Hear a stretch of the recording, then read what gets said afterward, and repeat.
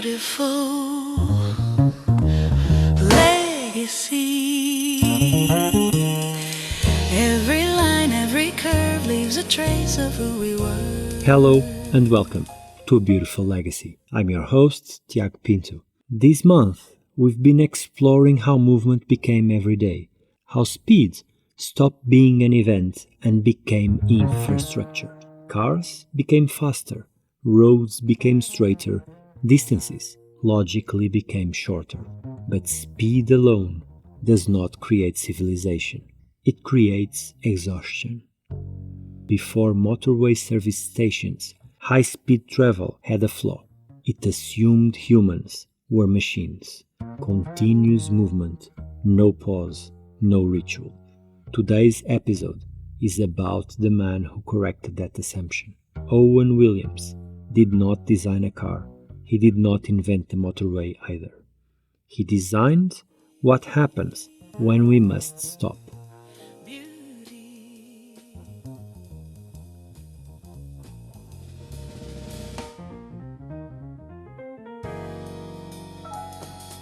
Owen Williams was an engineer first, a structural innovator, a master of reinforced concrete at a time when Britain was still thinking in brick. He designed factories, bridges, aircraft hangars. His work was rational, direct, unapologetically modern. Structure was not hidden, it was declared. When Britain opened the M1 motorway in 1959, it was a symbolic rupture. For the first time, long-distance driving meant sustained high speed. No traffic lights, no village crossings, no interruption. The motorway promised efficiency, but efficiency is indifferent to human limits. Long before driver fatigue became a safety term, it was a lived reality. High-speed travel required new rhythms, new rituals, new spatial pauses. The motorway needed architecture, not monuments, not decoration, but infrastructure for recovery. Beautiful legacy. Every line, every curve leaves a trace of who we were. The first true motorway service areas in Britain, including Newport Pagnell services and Watford Gap services, were more than petrol stations. They were a new typology. Until then, refuelling meant pulling into roadside garages or stopping in towns. Services were incidental, fragmented, and local. Williams understood something radical. On a motorway, the stop must be designed as deliberately as the road itself. The service station became a controlled interruption. You exited at speed, you decelerated, you parked, you rested. And then, crucially, you re-entered movement. This choreography did not exist before. Williams' approach was disciplined. Clear spans, visible structure, functional layouts, buildings positioned to guide flow without confusion, parking arranged for visibility and safety. But something else happened inside those structures. They offered toilets, seating, light, food, and coffee. In the age of speed, he inserted care.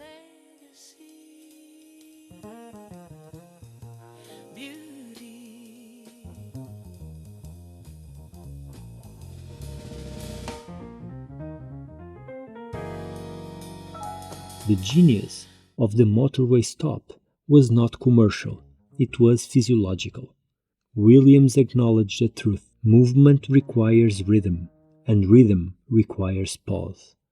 By formalizing rest, he reframed it from weakness to necessity. The service area was not a break from the system, it was part of it. And once rest became institutionalized, new layers followed. Fuel was no longer the only reason to stop. There were cafés, then restaurants, then shops selling newspapers, toys, maps, later even souvenirs, branded merchandise, convenience groceries. The motorway service station quietly became one of the first controlled retail ecosystems for travelers.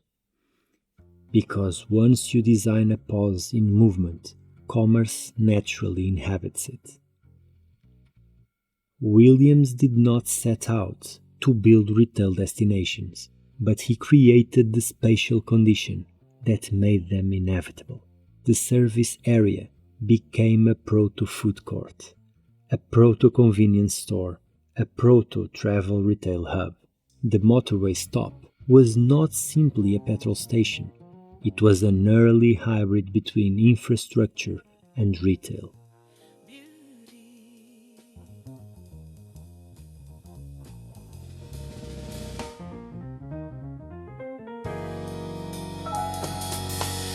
Beautiful legacy. Every line, every curve leaves a trace of who we were. Architecturally, Williams remained loyal to clarity. His structures did not romanticize travel. They disciplined it, but conceptually, he humanized it. He acknowledged that drivers get tired, families need bathrooms, children need space to move, travelers need reassurance. Speed without care leads to accidents. Speed with care leads to culture. The motorway stop inserted humanity into modernity.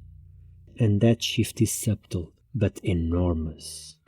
Because once we accept that infrastructure must serve emotional and physical needs, not only mechanical ones, we begin designing differently.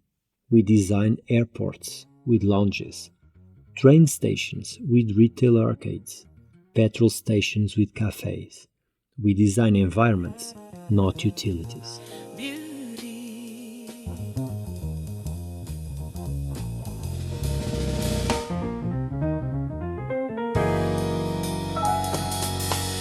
Beautiful legacy. Every line, every curve leaves a trace of who. The world we inherited from Owen Williams. Look at any motorway today. Service areas are mini cities. They host global food brands, coffee chains, local bakeries, pharmacies, bookshops, even full-service restaurants. They are refueling points for cars and for bodies. They are also testing grounds for retail behavior, limited time, captive audience, high turnover, hybrid consumption, eat, shop, refuel, return. The DNA traces back to that first decision, formalize the stop. From Williams' early service station emerged travel retail industry, branded roadside food ecosystems, 24-hour convenience culture, the integration of hospitality into infrastructure. And here lies the bridge to what comes next, because once you accept that movement generates retail, you begin to see how supermarkets themselves function as controlled journeys. Entry, navigation, pause, checkout, exit. The motorway stop taught us that consumption thrives where rhythm is designed. Today, many service stations resemble compact supermarkets, fresh food counters, grab-and-go shelves, local products curated for travelers, retail formats optimized for speed and impulse. The motorway stop became a laboratory for food retail in motion. Owen Williams may have been an engineer, but he helped invent a behavioral space, one that merges infrastructure, hospitality, and commerce. We inherited not just buildings, we inherited a ritual. Drive, stop, refuel, eat, continue.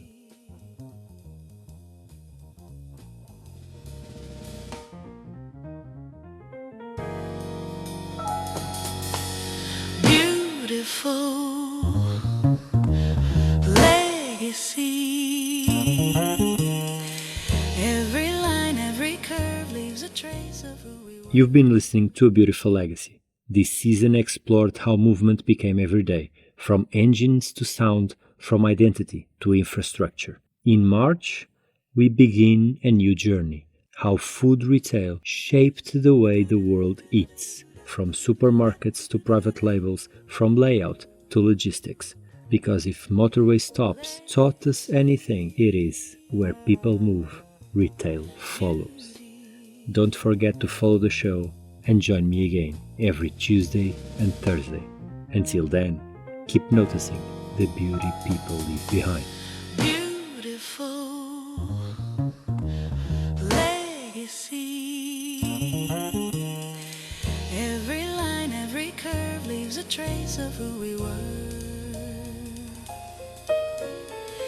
In the shape of a chair, in the light on a wall, someone's dream still stands tall.